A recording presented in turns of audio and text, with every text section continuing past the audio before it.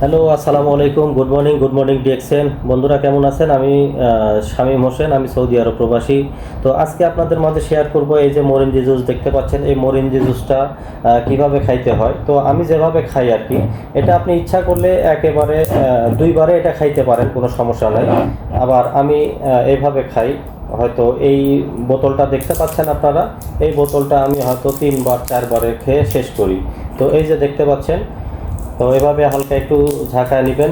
নেওয়ার পরে আপনার পছন্দ মতো যেমন স্বাদ আপনার ভালো লাগে। তো দেখতে পাচ্ছেন বন্ধুরা, আমার এখানে গ্লাসে একটু হালকা কুসুম কুসুম গরম পানি নিয়েছি। তো এখানে আমি ঢেলে দেব আমার যতটুকু লাগে। এটা ভালো লাগে, এটা কোনো মেডিসিন না।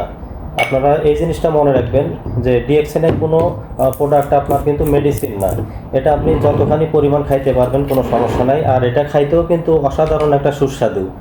এটা আপনার কিছুটা নোনটা নোনটা লাগে, অসাধারণ আপনার প্রোডাক্ট। এটা খাইলে আপনার রাতে ঘুম হবে ভালো, এবং আপনার পেটের যাবতীয় সমস্যা এগুলো কিন্তু দূর হয়ে যাবে।